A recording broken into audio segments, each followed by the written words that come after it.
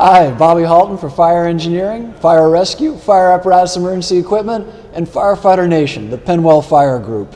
And today, it is our distinct honor and pleasure to be able to visit with one of the absolute icons in American fire service history, and in particular, one of the most important voices in the history of the American Volunteer Fire Service, a man who kept the American Volunteer Fire Service front and center during some of the most turbulent times in our nation's history and during some of the most formative times in the development of what we now know today as the American Fire Service in its entirety.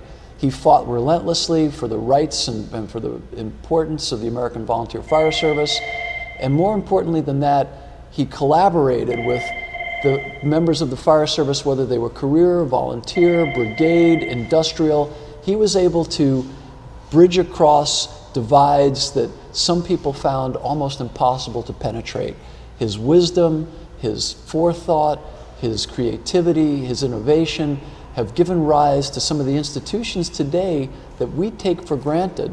Things like statewide training academies, things like sequential training, things like certification, things like the National Fire Academy, the U.S. Fire Administration, and many, many, many, many other things that firefighters today think always existed, did not exist until men like Lou Amabili and others got together as a body of like-minded, passionate, devoted public servants in the true sense of the word. You know, today we hear that word public servant being used for politicians and others who are really out for themselves.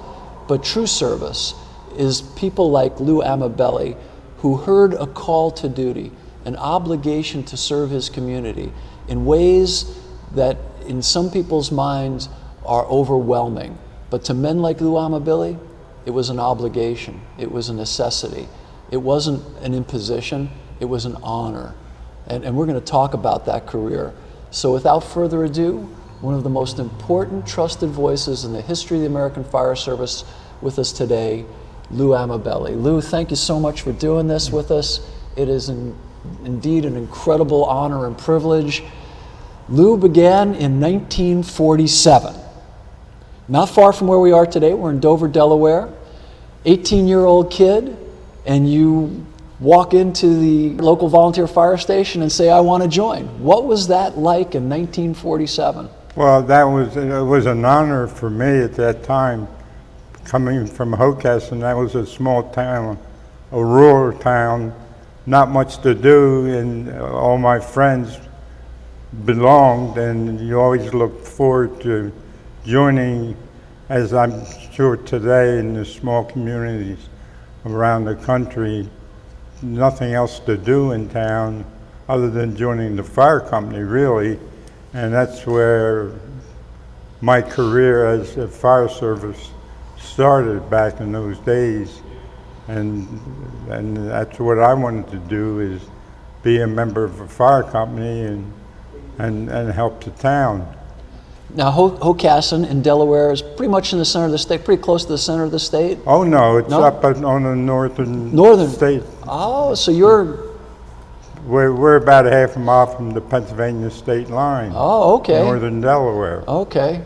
Okay, so you were way up there in the north, as they would say. Well, way up, if 50 miles from here is way up there.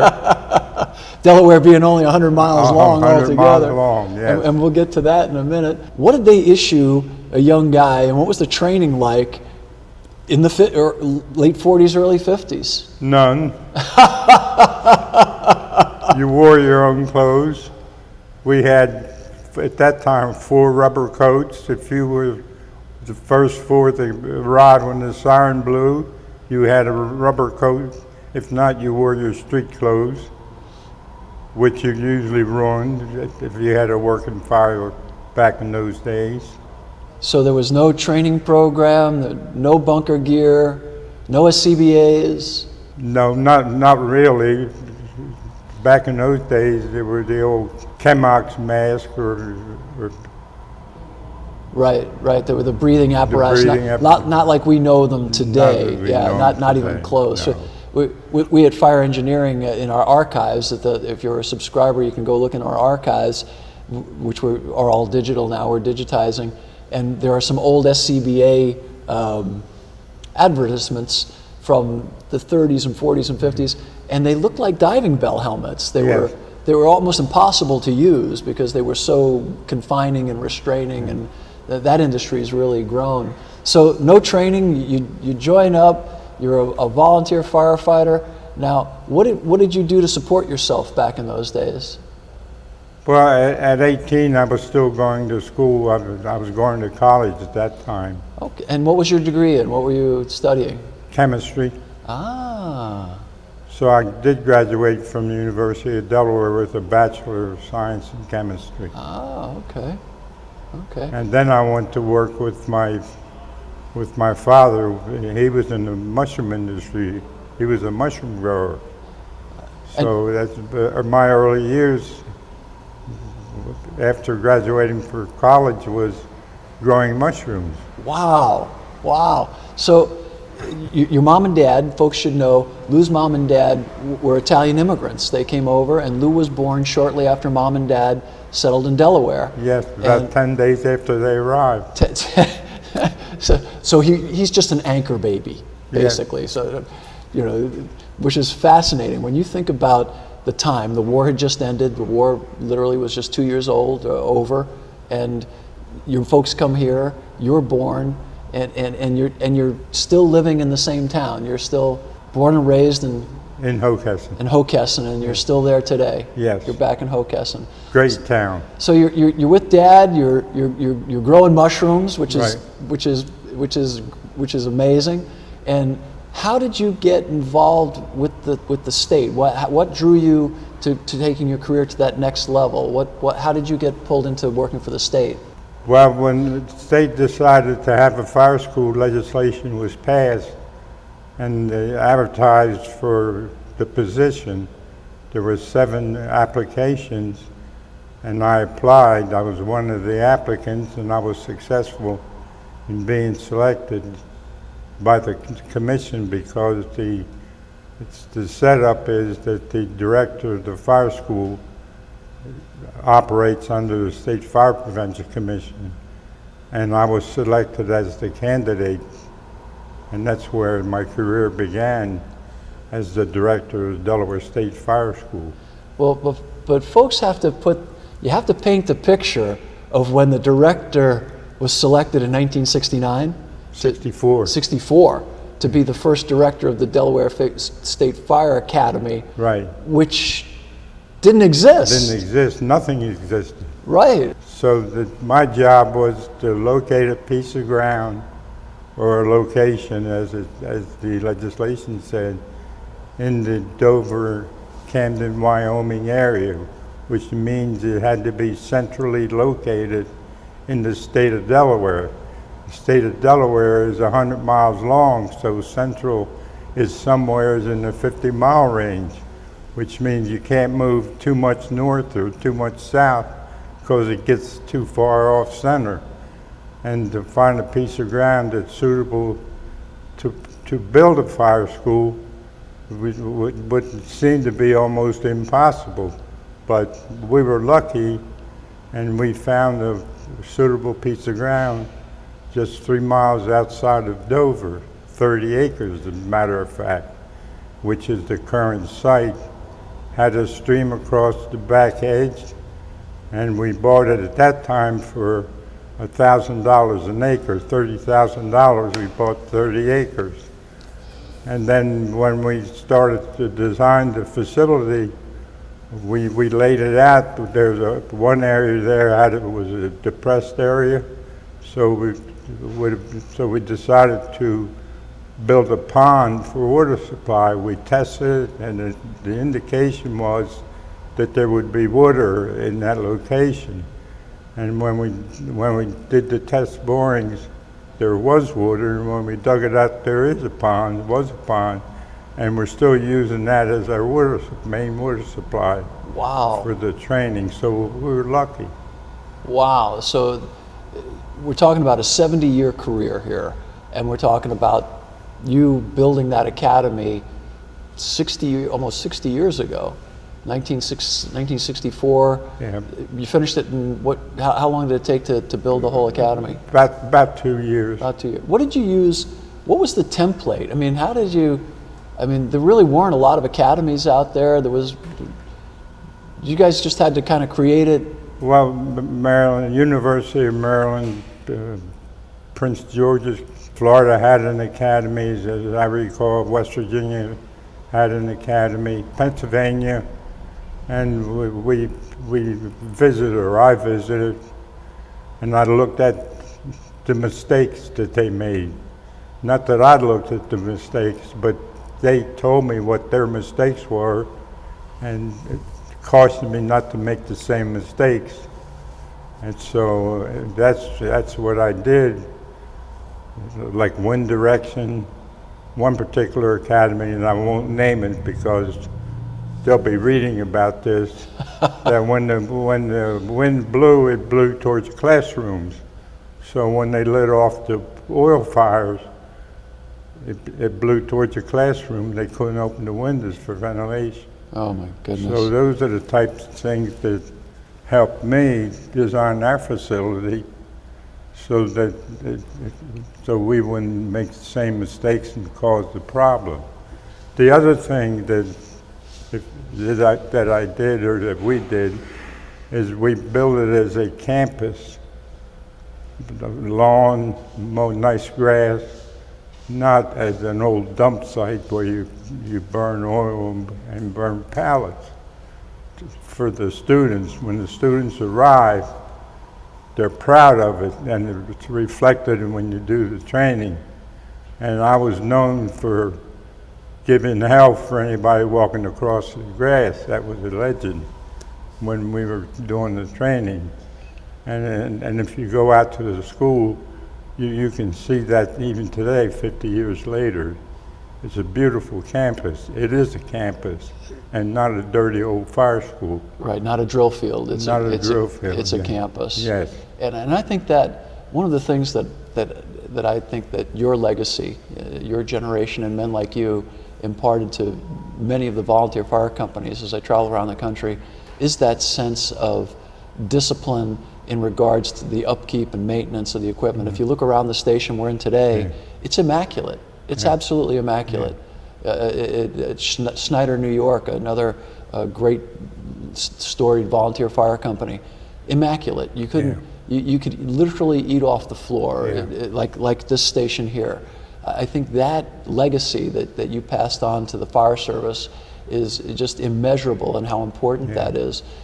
So many folks don't understand that equipment, the maintenance of equipment, isn't busy work. Keeping it clean, keeping it detailed, keeping things orderly preserves it, makes you more aware of it, makes sure that it's usable.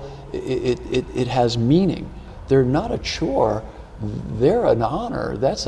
You're being entrusted to detail an apparatus or the floor, or it's the pride. It's the pride. It's the pride. It's an interesting sense that especially men like you in the volunteer fire service has imparted to the rest of us, and is now being imparted to this new generation about that dedication, that devotion to their community and to the mission and the purpose. So tell me about some of the characters, because there's some great Delaware stories in the fire service, and I know you had an interesting relationship with Mr. Donahue, old Bill Donahue, who was legendary. What was that like when you were trying to convince people of your vision? Because you had a real vision, and it led to some really kind of interesting developments, like the sequential training and the 2 divisions that are here in Delaware. Can you tell us a little bit about what that was like, and how men and women were able to work together with different opinions, but harmoniously and elegantly without being offensive to one another? Well, the sequential training program was a program where in order to take classes, it was like anyone. You go to 1st grade before you go to 2nd grade, before you go to 3rd grade. And the training, the fire training, is the same concept. You go to basic firefighting class before you go to to do the live fires. Used to be that you'd get a young kid, send him to a class, and throw him into hot fires, and he has had the basic. You scare the hell out of him, you lose him. Right. So we did a progressive type program, step by step by step, and it was successful. And we had the best instructors in the world, as far as I'm concerned, because they had been through the program, and they believed in the program, and they were proud to be part of the Delaware State Fire School, and they were great. They made me look good, and I made them look good because I believed in them. It was a shared experience, and to this day, they still call me director, and I've been going for 20 years, and that makes me feel good too. And I'm proud of them. You should be. And the legacy of the Delaware State Fire School isn't Lou Amabili, it's the Delaware Fire Service's legacy. Right. It's and I'm proud. As you should be, and I think that behind us, and I know the folks are looking at this view of us, this apparatus that's behind us, people may be wondering, why is it blue? That's Delaware blue, and it's the only blue pumper in the state of Delaware, correct? I just found that out right now. Well, there you go. That's why we do education and training, right? But they did it that way so that it would be unique to the academy, to the Delaware State Fire Training Academy, and it's absolutely beautiful. A pure Sabre, absolutely gorgeous piece of equipment. Probably, well, it is state of the art. It's one of the best fire trucks you can get. I love the fact that it's got hard suction up on top. Yeah. And you see a lot of the municipals today aren't carrying hard suction, but you guys thought to have a pond, which is a staple of the volunteer fire service. You need to know your drafting operations, your drop tank operations, which are critical. And fascinatingly enough, during the Hurricane Katrina issue, the systems collapsed, and it was a New York City firefighter who had also been a volunteer, who knew his drafting, who set up drop tanks and drafting operations and helped the men and women during the Hurricane Katrina issues down there in New Orleans to fight fire. So that volunteer fire legacy of understanding the basics and starting sequentially, as you did it, in 1964 and 65 here in Delaware, taking a young man or woman and moving them through a progression and building gradually, rather than as you, when you were 18, showed up and it was, here you go, kid, here's a jacket and follow me, right? And it's a much better system today because of what you did back then and how it went. So the academy's up and running, you're the young director, life is good, everything's fine in Lou Amabili's world and the fire service. You're at the fire station one night and you get a phone call. It's 1970. And it's from the President of the United States Secretary. Yeah. What was that like? Well, I'm not sure. I remember, to be honest with you, at first I thought it was a joke. To another fireman saying this was the office of the President. But then when she identified herself, the reason that I knew it wasn't a joke is because there was an article in the magazine section of the Sunday paper that was an article about Rose Wood, Nixon's secretary, and what she did. So the name was connected to Nixon. So I knew it was not a joke. Plus I had heard about the fact that Nixon was going to appoint a commission to study the fire problem. What? Give us a sense. It's 1970. Give us a sense of what was going on in the fire service and in the country that prompted the president and to form a commission. Our fire deaths were almost 200 for firefighters a year, and that back then, when they were doing the statistics back then, that did not include heart attacks and medical. That was That was due to structural firefighting, correct? Yeah, I'm trying, what was it, 300? What was it? 300 total and 200 to fire and collapse. But it was the fire deaths is what triggered that. Well, that was just firefighters. I think civilian Oh, fire. I was thinking the civilians. Civilians. Like That was just firefighters. The Firefighters. civilian deaths were phenomenal. It was in were like 300 or 400. 3 or 4,000. Okay.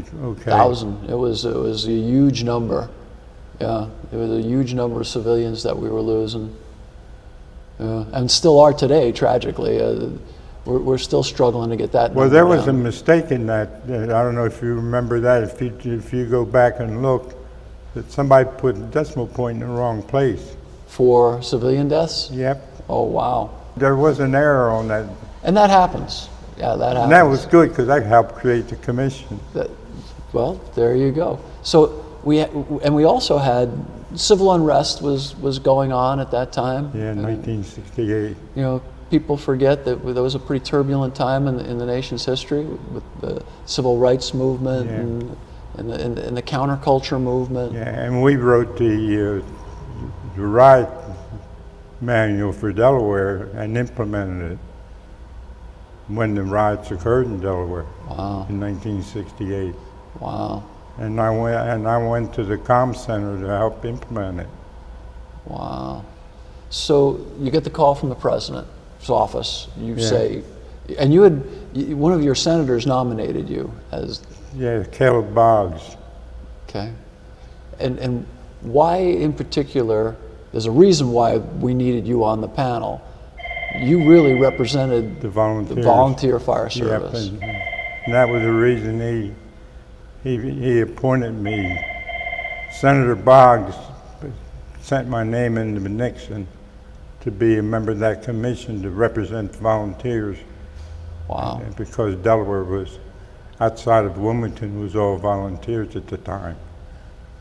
Now, the commission had 18 members. Yes. And you represented the volunteers. Yes. The IAFF was represented. Yes. The NFPA, medical was represented. Wildland was represented, and then suburban and urban fire departments from around the country. It was a collection of the greatest minds in the industry at the time.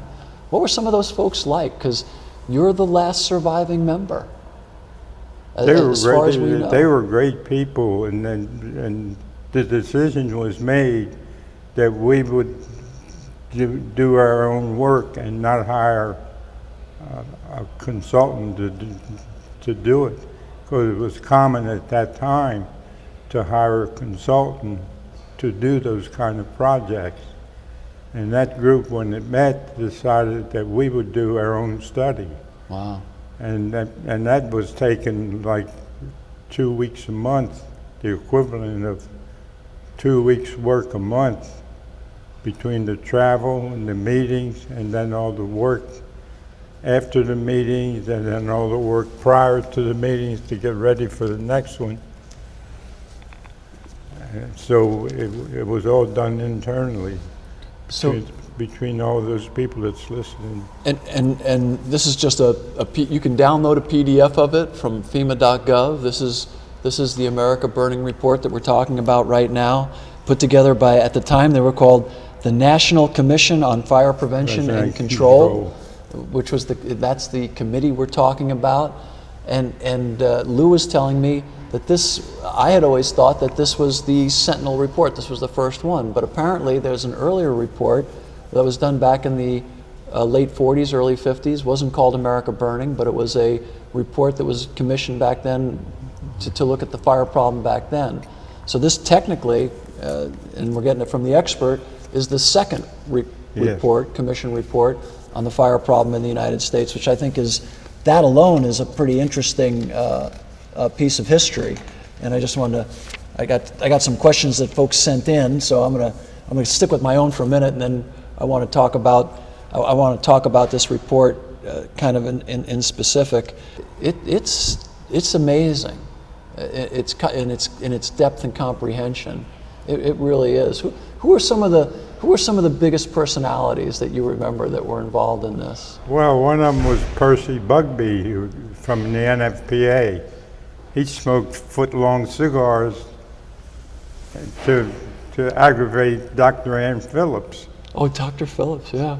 And she was a piece of work, because when we went to whatever town we went to or city to hold meetings, she would get up at 2 or 3 in the morning with a police whistle and then check doors, exit doors, and if any of them were locked or chained, she started blowing the whistle, wake people up, and she became a legend that it caused us problems and even getting bookings for hotel meetings.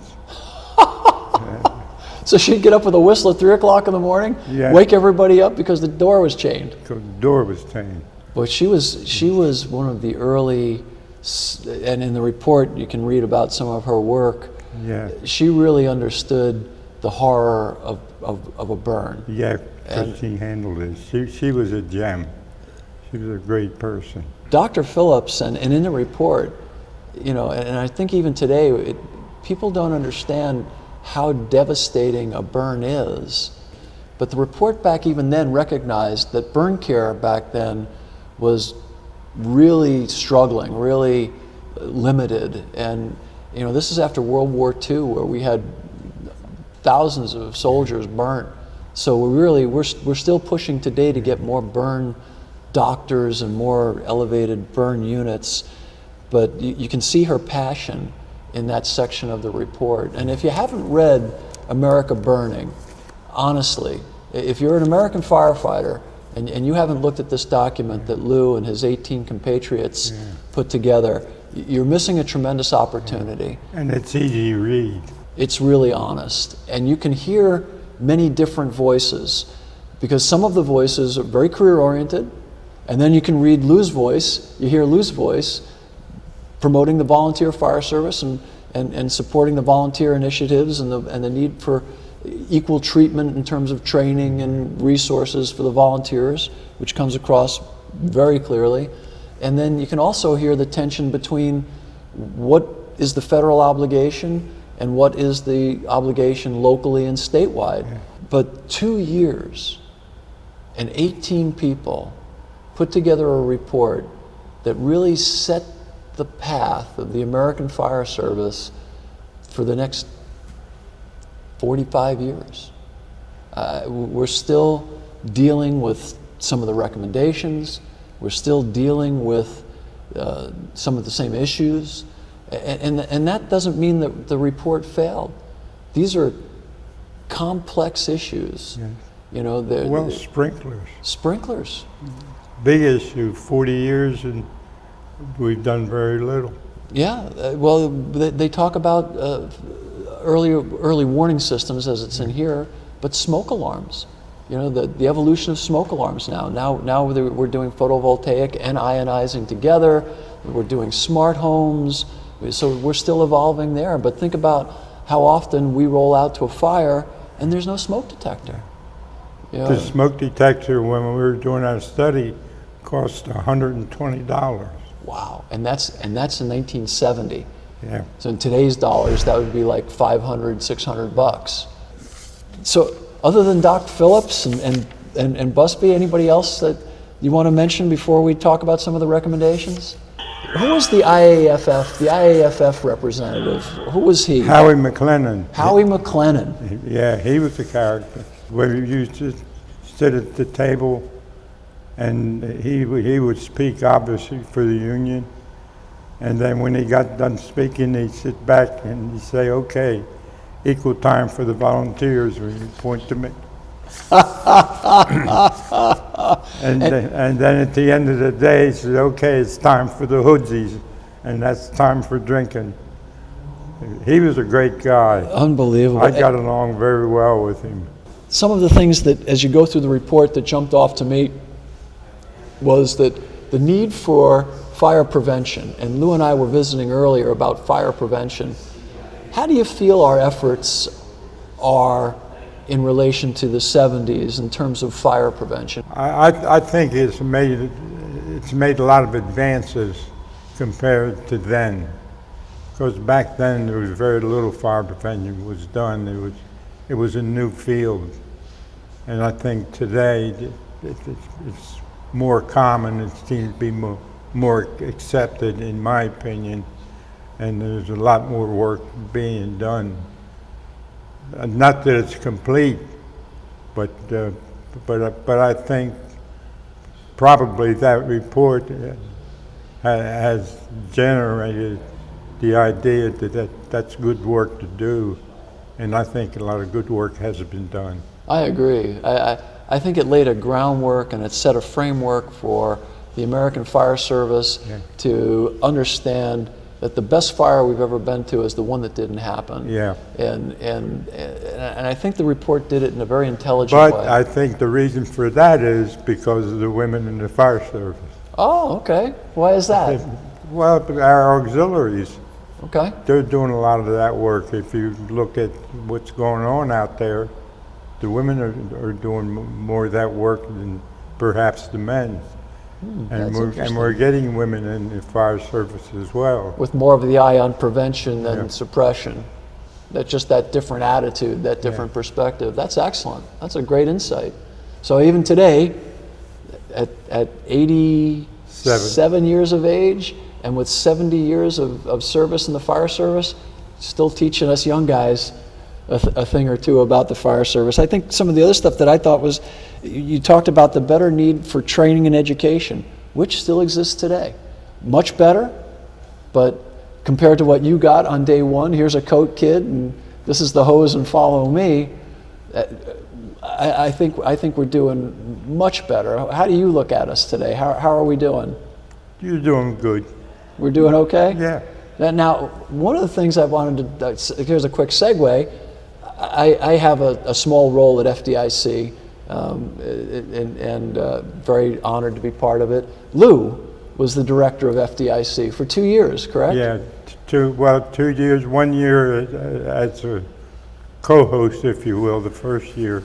Then 2 years I took it over as the chair. As the chair of FDIC. Yeah, What years were that? 79 and 80. I'll have to pull the old programs and see how you did. You know, I love looking back to the old programs and looking at the classes that were at FDIC.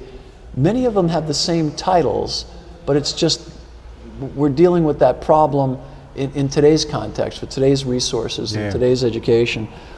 When Lou came on, and Lou was just telling us about bunker gear, you got issued a rubber coat in 47.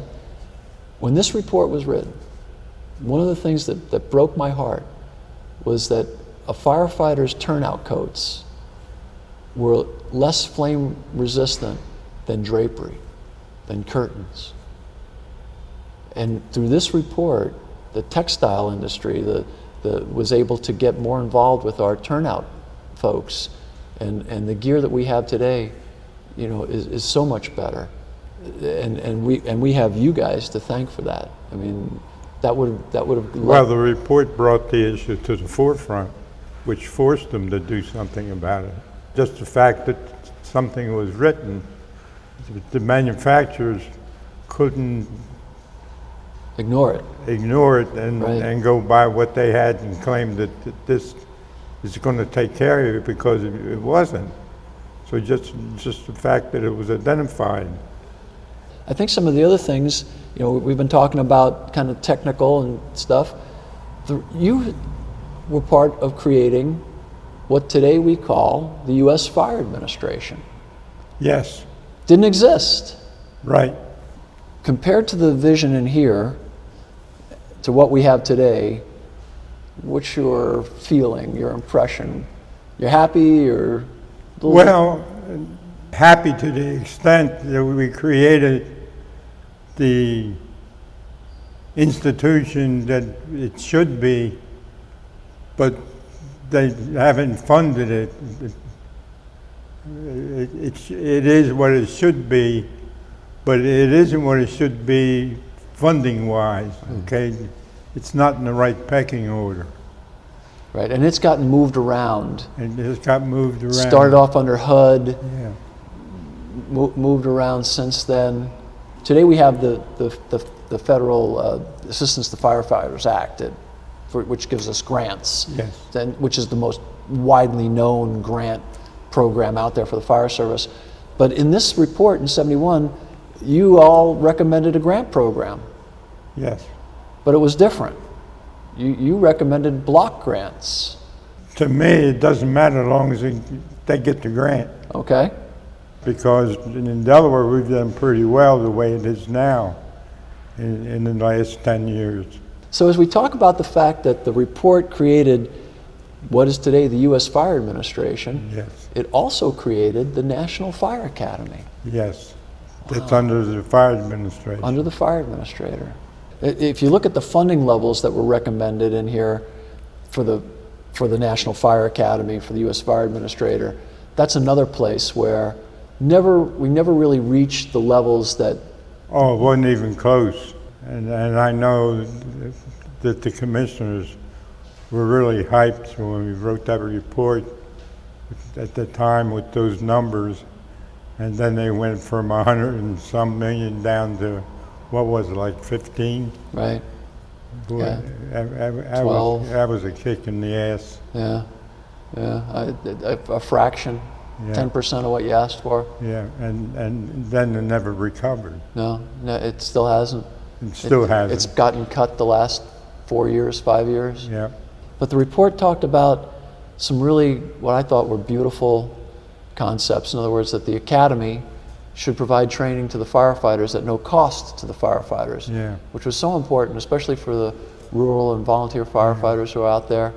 You know, and so much came out of this report that, you know, we take for granted. The Fire Academy, the U.S. Fire Administration, the improvements in bunker gear, research and development. Right. I mean, it's just it's such an amazing, chapter by chapter, it just paints an amazing portrait or blueprint, if you will, for how the fire service progressed and is continuing to progress. And I always lament when I hear someone say, you know, 200 years of tradition unimpeded by progress. This report proves that none of that's the most untrue statement in the history of mankind. Yeah. We have improved, we have led. The men and women who wrote this report, it didn't sit and collect dust. Many of these recommendations were acted on, and most of them were acted on in one way or another, Yeah. with varying degrees of success and as times ebbed and flow with the economies and interest. But I think that all in all, I think this was a huge success.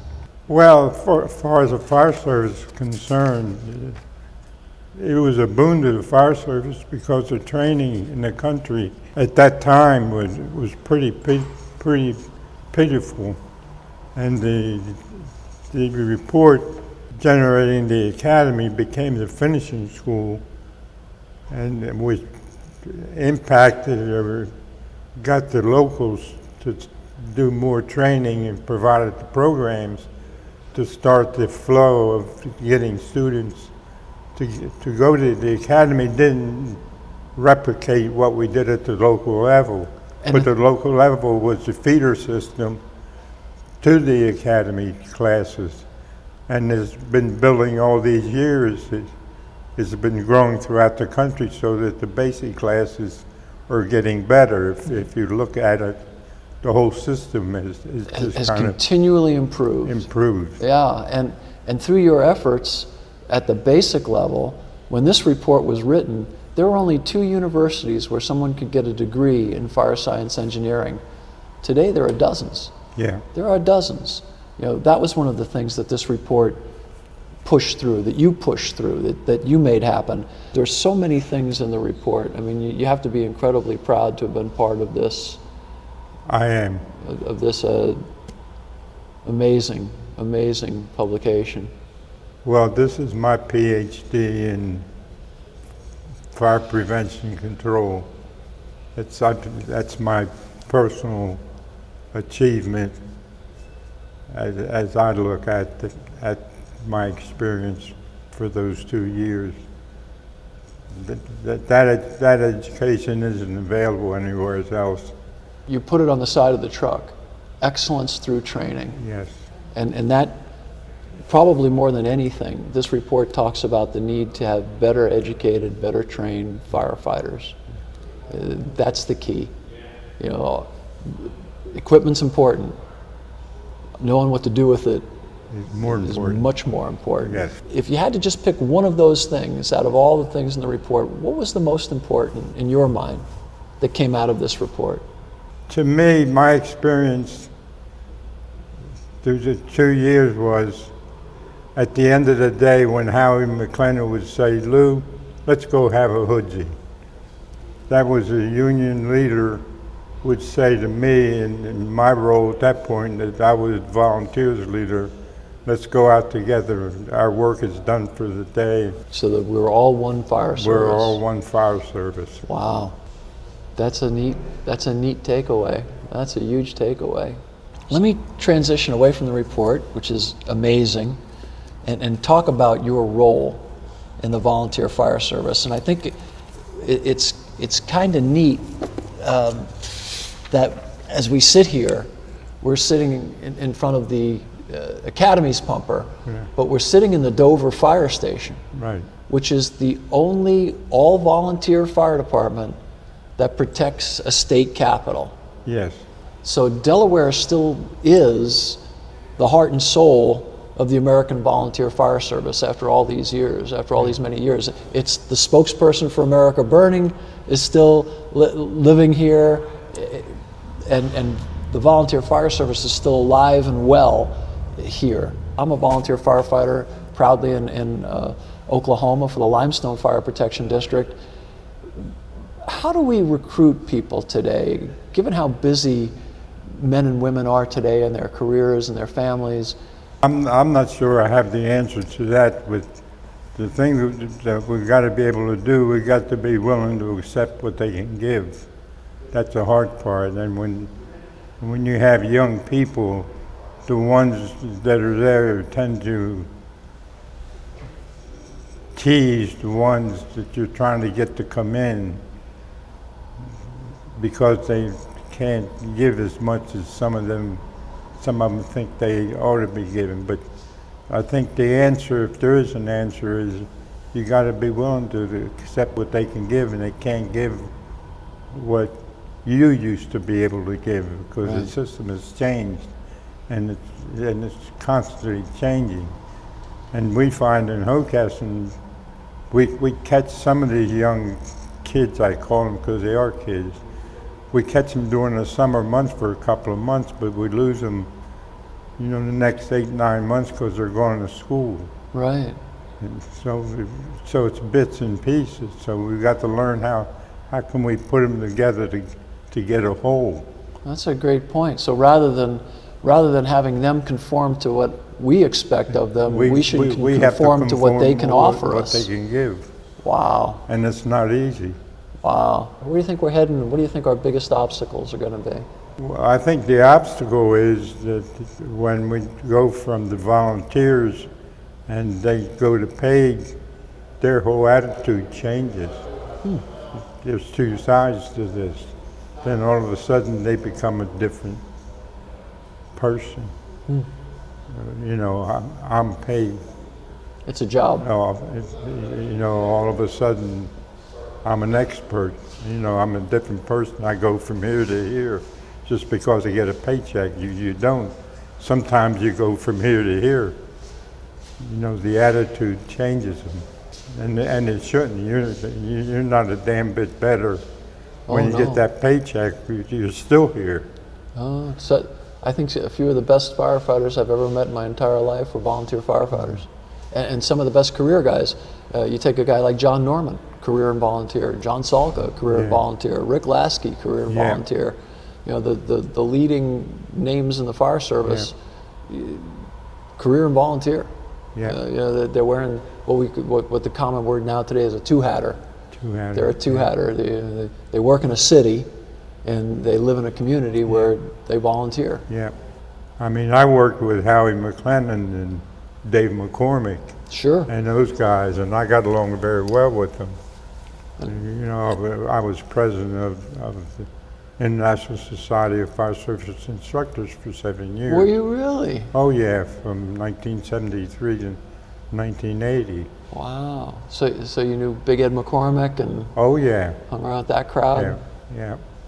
Well, I think that, you know, today's fire service, today we have the IFSI being led by a great kid, Steve Pegram, up in Goshen, Yeah. a wonderful young man, and our union's being led by Harold Shakesberger, who's another wonderful man. He's given, like you, almost 40 years of his life to the fire service, and what's so great is that right now the General Secretary is a young man named Eddie Kelly, who's 42 years old. So the torch is being passed to another generation on the IAFF side of great leaders and great leadership, and on the volunteer fire service side, I think it's thriving as well. And I think that the bonds between the career and the volunteer are getting even stronger. Yeah. So, 70-year career, you're still operating. You're here at the convention. Yeah. So what can we expect out of you in the next 70 years? I mean, you've been kind of slacking. You only gave us the National Fire Academy, U.S. Fire Administration, sequential training, the Delaware Fire Academy. I mean, there's really not much there, Lou, on it. You know, I'm just saying. I mean, you've been kind of taking it easy. Well, I'll write a book. And I'll publish it. That's the deal. I'll publish it. Lou, I can't tell you what an honor for me it's been to be allowed to sit with you for the last hour and visit. I can't thank you enough on behalf of millions and millions of firefighters, career and volunteer, for what you've done to make our profession, our calling, safer, more effective, more efficient. I don't know what words we could ever use. And I hope that the men and women watching today, when they think of you, really think of 3 words. And I think when I think of Lou Amabili, I think of honor, I think of humility, and I think of duty. And I think that you, more than any other man I can think of in the fire service, have upheld those 3 virtues of the fire service in every aspect of your life. You've never failed to answer your call to duty. You've never failed to honor the fire service. And you've never put Lou ahead of the mission or anybody else. You've always just been the most humble, quiet, unassuming guy. And you've set a bar that I don't think any of us will ever meet, but we're all going to try. So I can't tell you how much I appreciate you. Well, thank you for those kind words. No, on behalf of millions of firefighters, we love you. We want you to know how much we care about you, and we're so glad for what you've done for us. Thank you. Thank you. We've been visiting with Lou Amabili, a living legend, an icon of the fire service, and one of the finest gentlemen on the face of the planet.